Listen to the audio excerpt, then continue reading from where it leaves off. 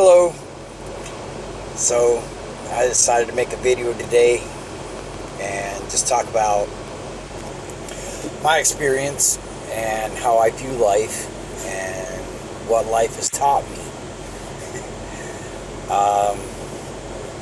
Life's quite an experience. But how does life work?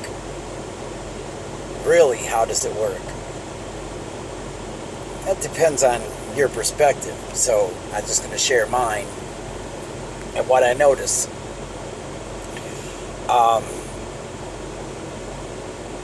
Yeah. I guess I could start by saying I've noticed that death makes life possible. Why? Because I got a hair. If you notice in the fall that the trees lose their leaves and fall to the ground and decay. But when they decay, it feeds the ground so that the grass grows.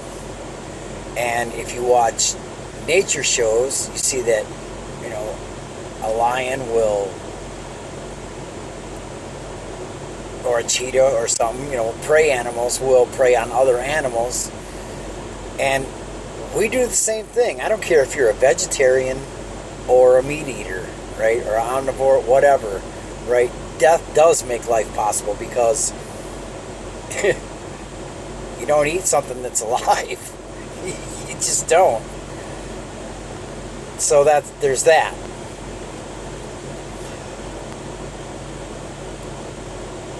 Another part is that we're all afraid of death. But if death makes life possible, then what is it? Right? Do we just end and go into non-existence?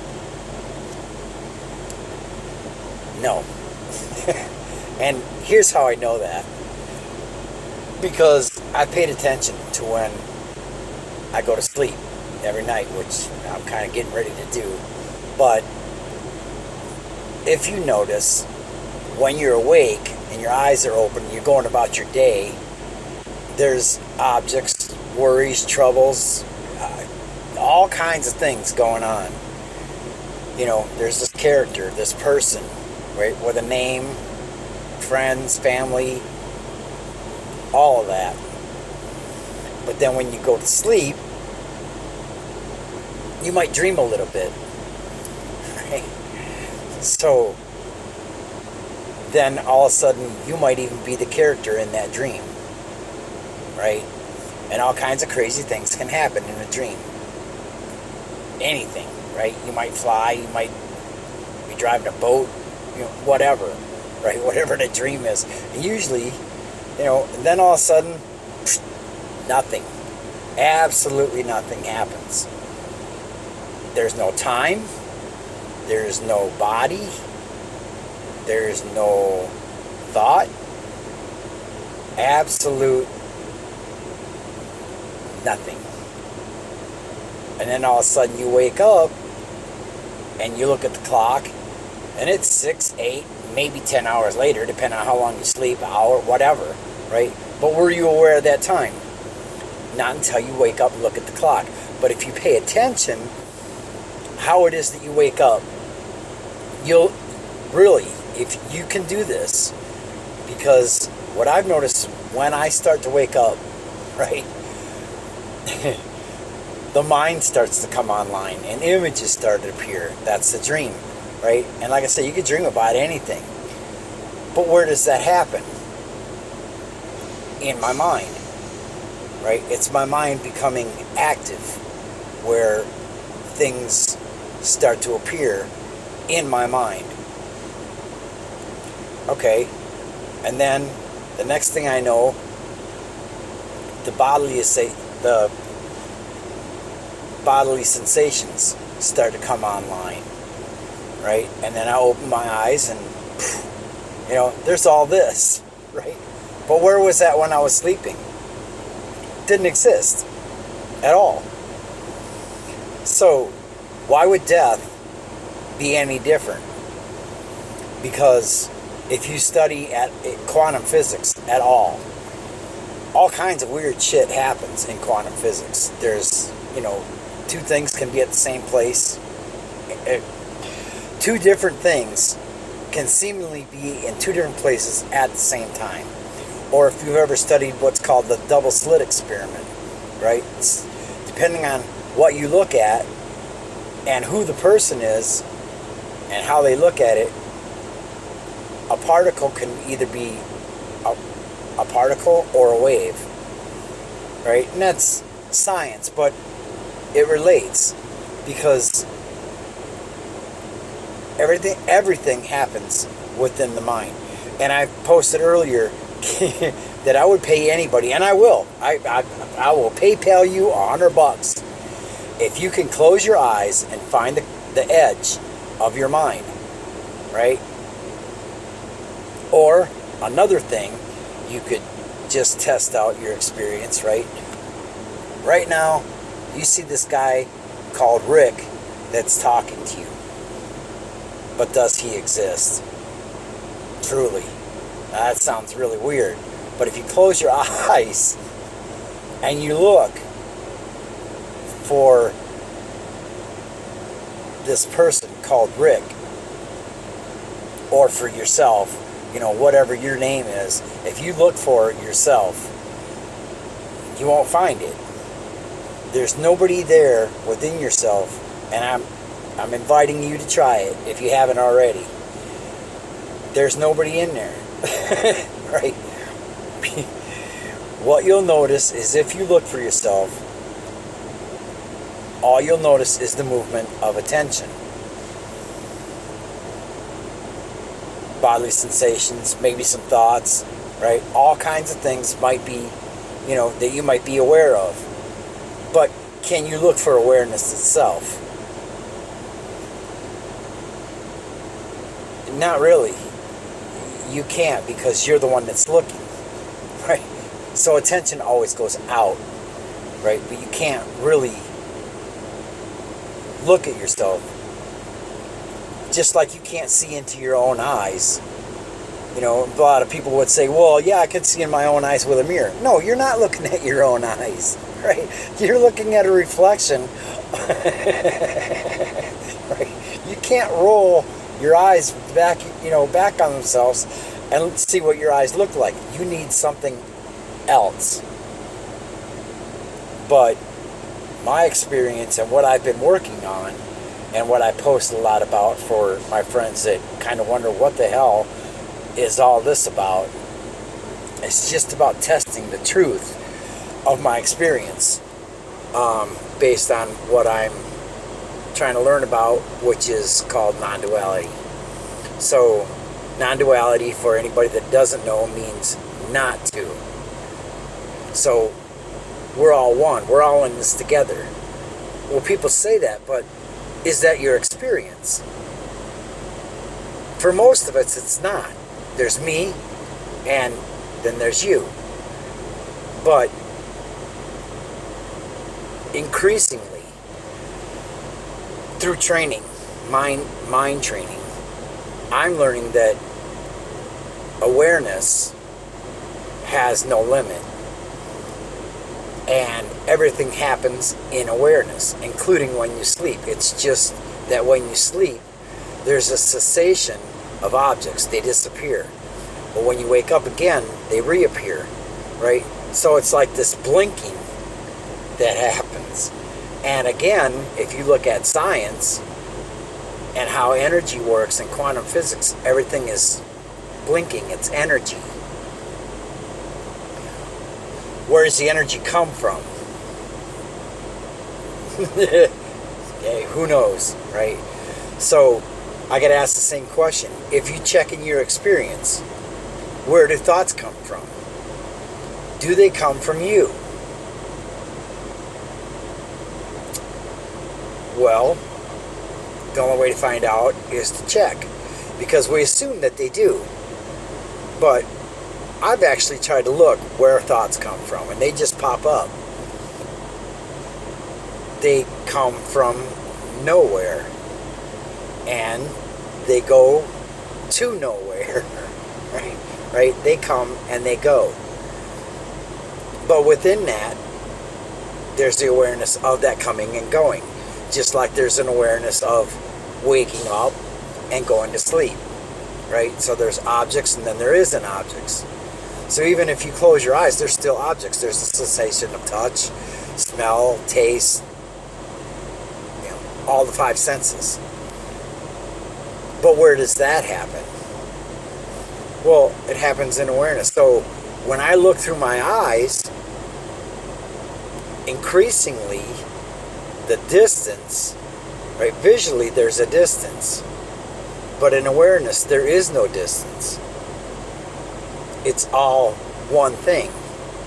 And that's really hard to explain or even hard to see unless you're trying to train your mind to do that, which is what I'm doing. And increasingly things still look 3D, but the sensation of that they're inside or outside of me is decreasing dramatically because that unity is becoming just all one movement. Right? It's not lots of things moving. It's all one thing moving within awareness. So I talk a lot about love. And people have a lot of ideas about what love is. We usually associate it with something, an object that we love. Whether it's a person, a dog, an animal, a plant, a car, whatever it is, an object. Something that you can see through the senses. But as I explore my experience, what I find is that awareness embraces everything.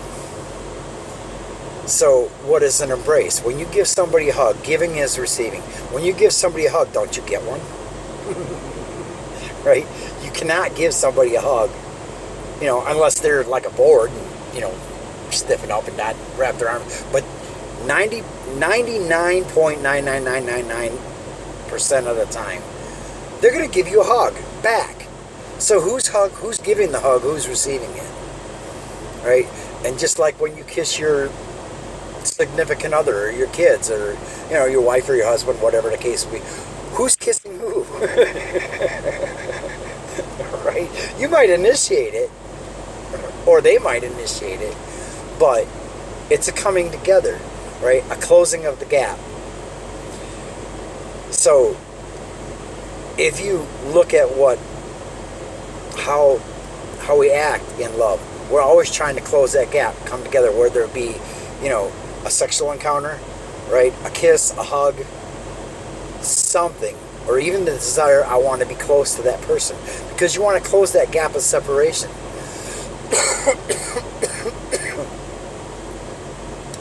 So if you want more love, or you're having, relationship problems, embrace the problem. Right? Because it happens in awareness and it's a thought.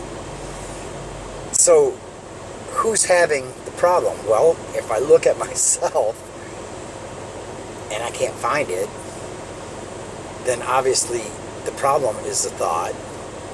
The thought I is also a thought, which, a lot of people channel, no, I'm right here. No, you have a body which you identify with. You have thoughts that you identify with. You have, sight, taste, all those, they're all bodily sensations. But do they belong to you? Right? And there's a song which I really love called Love is a Rose. Right? Love is a rose, but you better not pick it. Lose your love when you say the word mine. And the reason is because if you try to own something, you'll imprison it. Right? Because you want to keep it. And what you keep, you don't give away. And if giving is receiving, then, and you're selfish, and you want to keep more money, more anything, right? Can you take it with you when you die? No. Is it there when you're asleep? No. So the things that we value really don't have any value, because you could dream, and I was listening to a video today, it was really interesting. You can dream about having $1 million, right? Big pile of money. And then you wake up and it's all gone. Yeah, it never existed. Right?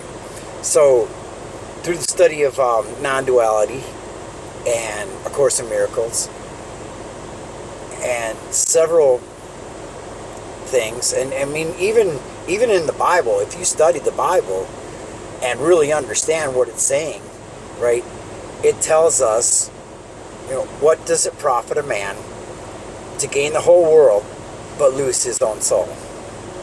Yeah? So, if you embrace everything like awareness does, which is another name for Holy Spirit, God, they're all synonymous. And that's what I found out. They're all synonymous. And you have that.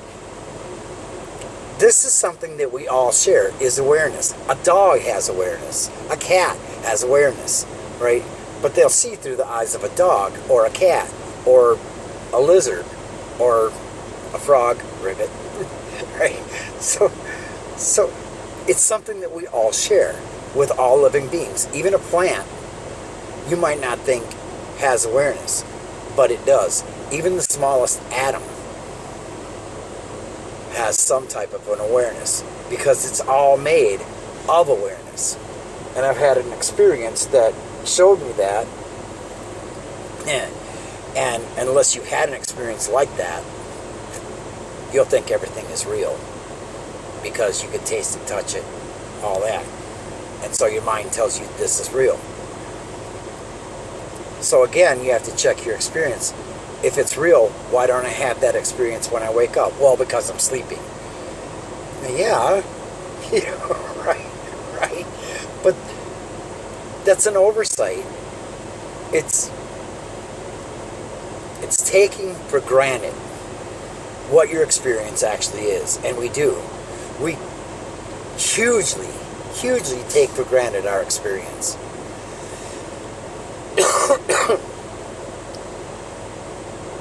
So through this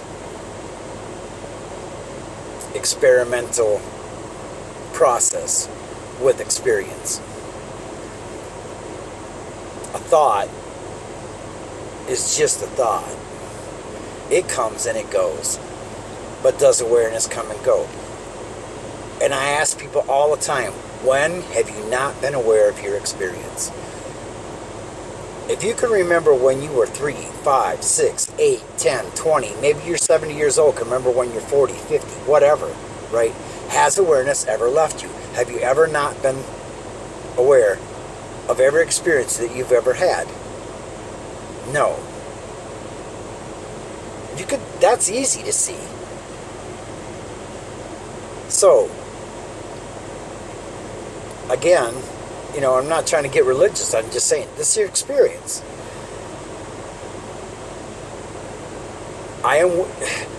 The Bible tells us, I am with you always. Isn't that, again, when has awareness ever left you? Well, I'm not aware of anything when I'm sleeping. No, you're not aware of objects. But awareness is still there. There's just nothing to be aware of. So that's why they call it rest. It's the ultimate peace. And that's why we look forward to it. Right? Because seeing all this, doing all this, wears you out. Right? Go to work all day, even if you play with your kids, climb mountains, ride your bike, whatever. After a while, you get tired. It's like, man, I need a break from all this. So what you're looking for really is some peace. Right? So you lay down, you relax, and you relax so much that all this goes away. So the question, can you do that when you're awake and all this is going on? takes some effort and some training, but it can be done, right? The objects are still there, right? You still go about your day, but because you understand what awareness is and how it allows everything just to be as it is. Hate, war, all kinds of,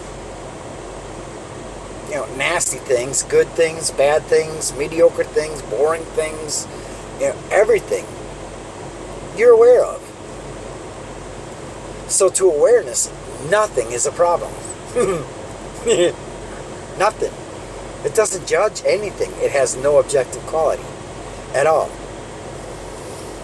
This has to be looked at if you want to have a good life experience, because it's just experience, and what your relationship to your own experience is important.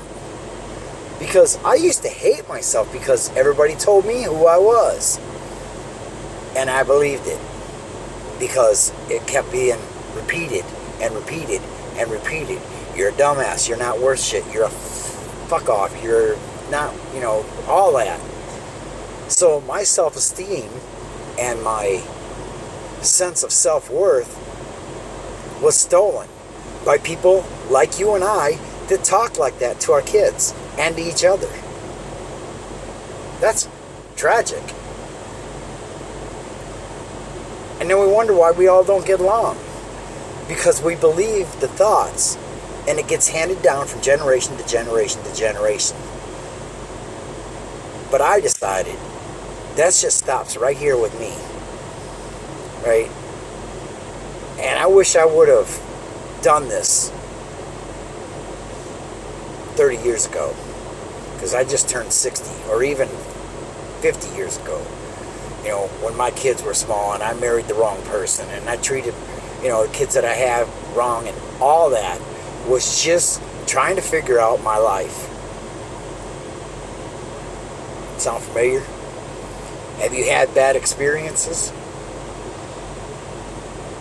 So here's the idea of hell and heaven. Heaven and hell also exist within you, and it's the ideas that you carry within yourself. So that's why I'm trying to have this talk with you, to point to awareness and where that happens. Because if you identify with all the talking in your head, you're going to have a shitty experience, because the mind will tell you just about anything. Just like a dream. You can dream about anything. It's just activity of the mind. But it happens within awareness. So you have to check in, right? And what I've done for years is just keep asking myself, does awareness have an opinion about this thought? Does awareness have an opinion about this feeling, right? If I'm in pain or whatever, yeah, it hurts, right? But if I agonize about it, now I'm suffering on top of the pain. So I'm making it even worse than it really is.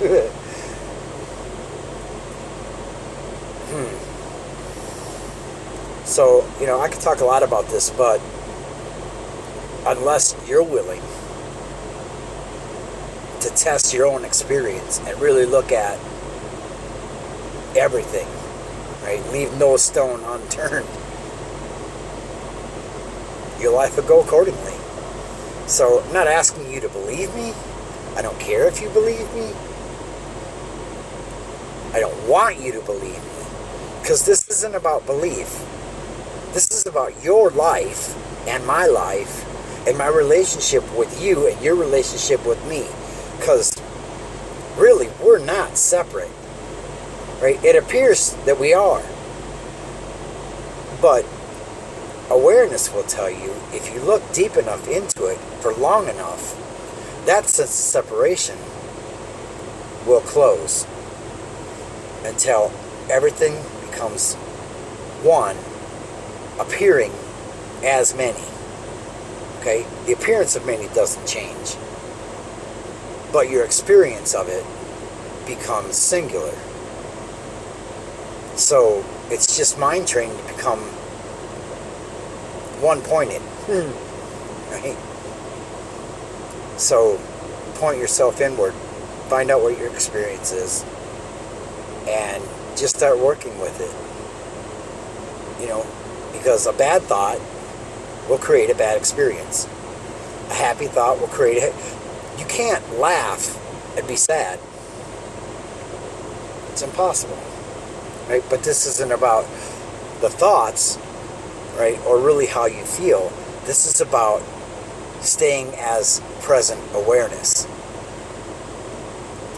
But you can start by really just checking in with your thoughts and how they feel and the relationship between the two.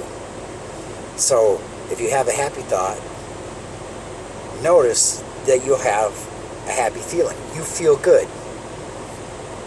If you're sad and somebody tries to make you laugh, there's a little bit of lag time because thoughts are quicker than emotions are.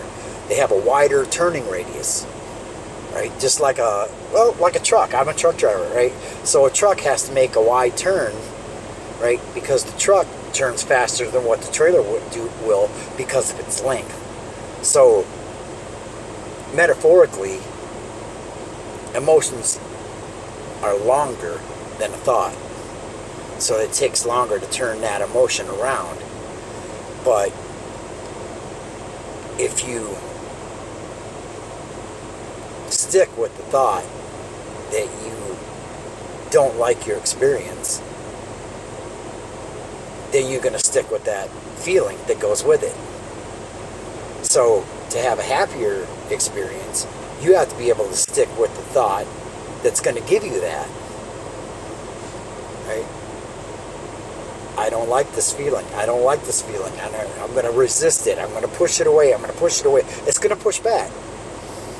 But if you embrace it, I'm having a bad experience, and I can accept it.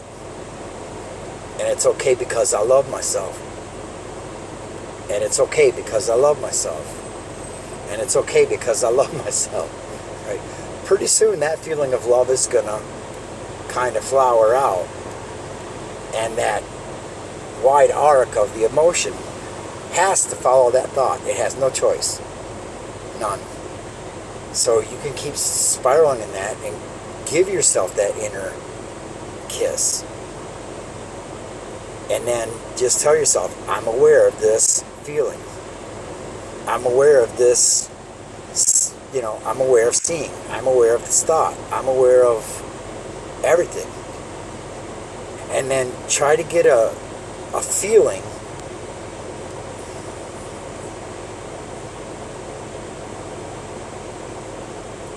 awareness isn't a feeling. It's just a space that holds it. It's a space that holds everything. But the more you experience yourself as awareness,